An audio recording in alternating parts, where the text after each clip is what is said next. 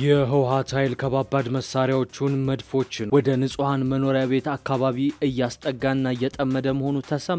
በተለይም በደቡባዊ ትግራይ ራያ ቀጠና እንዲህ አይነት ድርጊቶችን እየከወነ እንደሚገኝ ከስፍራ የወጡ መረጃዎች አረጋግጠዋል። ፓርቲው በበኩሉ ህወሓትን ህዝቡን አታስጨርሱት፣ ከውጭ ኃይሎች ጋር የጀመራችሁትን ግንኙነት በአስቸኳይ አቁሙ የሚል ማስጠንቀቂያን ማምሻውን አስተላልፏል። በቀዳሚነት የምናስደምጣችሁ ዘገባችን ነው። ለድርድር ቅድመ ሁኔታዎችን ያስቀመጠው ህወሓት በዛሬው ዕለት በጉዳዩ ላይ ከካቢኔው ጋር ሲመክር ውሏል። ደብረጽዮን ገብረ ሚካኤል የመሩት ጥብቅ ስብሰባ በዛሬው ዕለት በመቀሌ መካሄዱን የመረጃ ምንጮች አረጋግጠዋል። ህወሓትም የካቢኔ ስብሰባ ማድረጉን ይፋ አድርጓል። በዚህ ስብሰባ ላይ እየተንገዳገደና ከመሰረቱ እየተናደ ስላለው የጽምዶ እንቅስቃሴ እንዲሁም ከፌዴራል መንግስት ጋር ስለሚደረግ ድርድር መመከሩ ነው የተሰማው። ታዳምጡታላችሁ። ኢራን አደገኛ እርምጃ ልትወስድ ነው። የዶናልድ ትራምፕ ልጅ እገላለሁ ስትል ዝታለች። የአሜሪካ የደህንነት ቢሮም የትራምፕ የመጨረሻ ልጅ የደህንነት ስጋት ውስጥ ወድቋል ሲል በዛሬው ዕለት አሳውቋል። ከቀናት በፊት ኢራን የእስራኤልን ጠቅላይ ሚኒስትር ቤንጃሚን ኔታንያሁ ልጅ ለመግደል ማስፈራራቷ የሚታወስ ነው። ታዳምጡታላችሁ። የዓለም ባንክ ኢትዮጵያን የተመለከተ ያልተጠበቀ እርምጃ ወሰደ። እርምጃውን ተከትሎ ታዲያ የኢትዮጵያ መንግስት ማብራሪያ ስለመጠየቁም ሪፖርተር ዘግቧል። ታዳምጡታላችሁ። የከበረ ሰላምታችን በያላችሁበት የዓለም ዳርቻ የደረሳችሁ የተወደዳችሁ የአንድ አፍታ ሚዲያ ቤተሰቦች ለምሽት የተመራረጡ መረጃዎችን አጠናቅረን መጥተናል። እንደተለመደው ቪዲዮ ላይክ አድርጋችሁ በመጀመር ጥቂት ደቂቃዎችን አብራችሁን እንድትቆዩ ግብዣችን ነው። ወደ ዝርዝር ዘገባዎቹ እናምራ።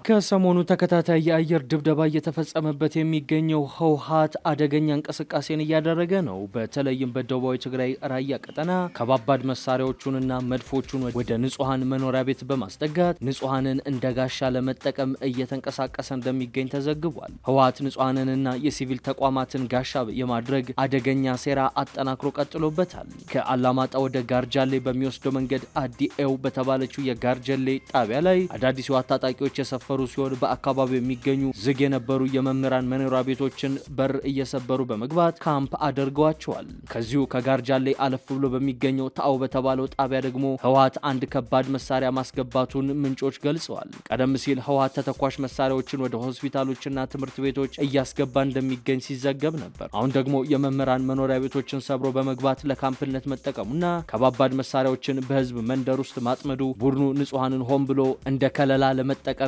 የቆረጠ መሆኑን አመላካሽ ተደርጎም ተወስዷል። ባለፈው ቅዳሜ የስምረት ፓርቲ ከፍተኛ አመራሩ ህወሓት ሲቪሊያንን እንደ ጋሻ ለመጠቀም በማሰብ በንጹሃን መኖሪያ ቤቶች አቅራቢያ ከባባድ መሳሪያዎችን እየጠመደ ነው ሲሉ መክሰሳቸው የሚዘነጋ አይደለም። ይህ በእንዲህ እንዳለ ሳልሳይ ወያኔ በዛሬው ዕለት አመሻሽ ላይ ለህወሓት ደብዳቤ ጽፏል። በደብዳቤውም ላይ የትግራይን ህዝብ አታስጨርሱት፣ ከውጭ የጀመራችሁትን ግንኙነትም አቆሙ በማለት ተደምጧል። ህወሓት በውጭ ኃይሎች ከመንጠልጠል ወጥቶ ለውስጣዊ የፖለቲካ ውይይት ይዘጋጅ ሲልም ነው ያስጠነቀቀው። የትግራይ ክልል አሁን ለገባበት አስከፊ የህልውና አደጋ ዋነኛው ምክንያት የፖለቲካ ውድቀት መሆኑን የገለጸው ሳልሳይ ወያኔ ገዢው ፓርቲ ህወሓት አሁን እየተከተለ ያለውን ማብቂያው ያልታወቀ መንገድ ትቶ በአስቸኳይ ለውስጣዊ ብሔራዊ ውይይት ዝግጁ እንዲሆን በጥብቅ አሳስቧል። ፓርቲው ለሁለተኛ ጊዜ ለህወሓት በጻፈው በዚህ ደብዳቤ ክልሉን ከሙሉ ጥፋት ለማዳን ሁሉም የትግራይ የፖለቲካ ኃይሎች ቆራጥ ውሳኔ ላይ መድረስ አለባቸው ብሏል። በደብዳቤው ላይ በግልጽ እንደሰፈረው የትግራይ ህዝብ ላለፉት ዓመታት ከገጠመው ጦርነትና ጭፍጨፋ በተጨማሪ በአሁኑ ወቅት ከባድ ድርቅና ራብ ተጨምሮበት ህልውናው እጅግ አሳሳቢ በሆነ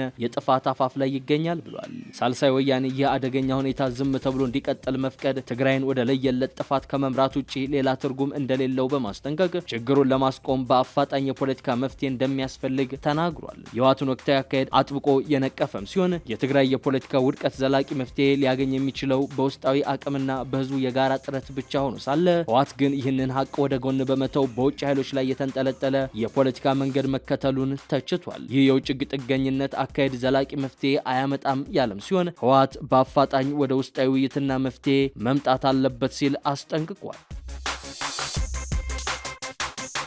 ለድርድር ቅድመ ሁኔታ ያስቀመጠው የህወሓት ኃይል በዛሬው ዕለት በደብረጽዮን እየተመራ ጥብቅ ስብሰባ ማድረጉ ታውቋል። በደብረጽዮን ገብረ ሚካኤል የሚመራው የህወሓት አንጃ በዛሬው ስብሰባው ስለ ድርድርና ከባድ አጣብቂኝ ውስጥ ስለገባው የጽምዶ ጉዳይ መምከሩን የሚያመላክቱ መረጃዎች ወጥተዋል። የህወሓት መሪ የሆኑት አቶ ደብረጽዮን አመራራቸውን ሰብስበው በድርድርና በለየለት ጦርነት አጣብቂኝ ውስጥ ስለቆመው አሁናዊ የቡድኑ ሁኔታ ሲመክሩ መዋላቸውን ለህወሓት ቅርበት ያላቸው ምንጮች ገልጸዋል። ጽዮን ካቢኔ ዛሬ ባካሄደው ውይይት ላይ አጀንዳ የነበሩ የተወሰኑ ጉዳዮች በአደባባይ ቢገለጽም የድርድሩን ጉዳይ ግን ይፋ አላደረገም። ነገር ግን ለህወሓት ቅርበት ያላቸው የመረጃ ምንጮች እንደዘገቡት የዛሬው ውይይት ዋና ትኩረት የፌዴራል መንግስት ለድርድር ያስቀመጠውን ቅድመ ሁኔታ በሚመለከት ነው የመከረው። ቡድኑ በራሱ ያስቀመጠው ቅድመ ሁኔታና በኦባሳንጆ በኩል የቀረበለትን የፌዴራል መንግስት ቅድመ ሁኔታ ገምግሟል ነው የተባለው። ከድርድር ቅድመ ሁኔታዎች በተጨማሪ አሁን ላይ አጣብቂኝ ውስጥ የገባ ስለሚመስለው የጽምዶ አሁናዊ ሁኔታ መክሯል። ህወሓትና ሻዕቢያ ወጥነውት ከፋኖ እስከ ኦነግ ሸኔ የተስፋፋው ይህ የጽምዶ ጥምረት አሁን ላይ ከውስጥም ከውጭም ከባድ ፈተና እንደገጠመው እየተነገረ ነው። በኦባሳንጆ በኩል ከመቀሌ አዲስ አበባ መልእክት እየተላላኩ የሚገኙት ህወሓትና ብልጽግና ወደ ድርድር ለመመለስ በየፊናቸው ከባድ ቅድመ ሁኔታዎችን አቀርበዋል። ኦባሳንጆ ሁለቱን ወገኖች ወደ ለየለት ጦርነት እንዳይገቡ የቅድመ ድርድር ሁኔታዎችን በማመቻቸትም ላይ ይገኛሉ። በሶስተኛ ወገን መልእክት እየተላላኩ የሚገኙት ከቅርብ ጊዜ ወዲህ እያየለ የመጣውን ውጥረት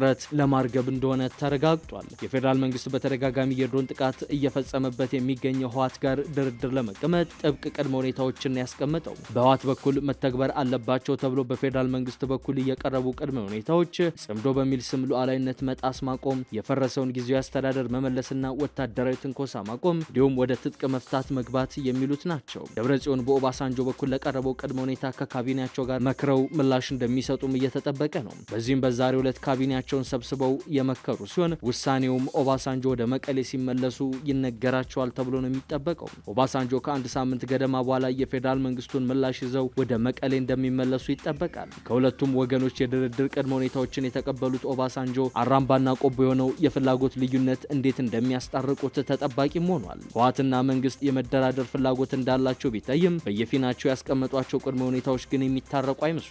ይሁን እንጂ አሁን ላይ ከአሜሪካ እስከ አውሮፓ ህብረት በበረታባቸው ጫና ቅድመ ሁኔታዎችን አርግበው ለድርድር ሊቀመጡ እንደሚችሉ ነው እየተሰማው። የአውሮፓ ህብረትን በዛሬው ዕለት ባወጣው መግለጫ በሰሜን ኢትዮጵያ ያለውን ውጥረት እንዲረግብ በአፍሪካ ህብረት መሪነት እየተደረገ ያለውን የሰላም ጥረት ተደግፋለሁ ብሏል። የአውሮፓ ህብረት ልዑካን ቡድኖች ከአውሮፓ ህብረት አባል ሀገራት የዲፕሎማቲክ ተልእኮች ማለትም ከኦስትሪያ፣ ቤልጅየም፣ ቡልጋሪያ፣ ቼክ፣ ዴንማርክ፣ ፊንላንድ፣ ፈረንሳይ፣ ጀርመን፣ ግሪክ፣ ሃንጋሪ፣ አየርላንድ፣ ጣሊያን፣ ሉክዘምበርግ፣ ማልታ፣ ኔዘርላንድ፣ ፖላንድ፣ ፖርቹጋል፣ ሮማኒያ፣ ስሎቫኪያ፣ ስሎቬኒያ፣ ስፔን፣ ስዊድን እንዲሁም በአዲስ አበባ ከሚገኙት የካናዳ፣ ኖርዌይ እና ዩናይትድ ኪንግደም ኤምባሲዎች ጋር በመሆን ነው የጋራ መግለጫ ይፋ ያደረጉት። ልዑካኖቹ በጋራ መግለጫቸው በሰሜን ኢትዮጵያ የሚካሄዱ ሁኔታዎችን በጥልቅ ስጋት እየተከታተል እንገኛለን ብለዋል። ሁሉም ወገኖች የፕሪቶሪያውን የሰላም ግጭት ማቆም ስምምነትን ተግባር ላይ ለማዋል በበጎ ፈቃደኝነትና በአዎንታዊነት መልኩ እንዲሳተፉ እናበረታታለን ብለዋል።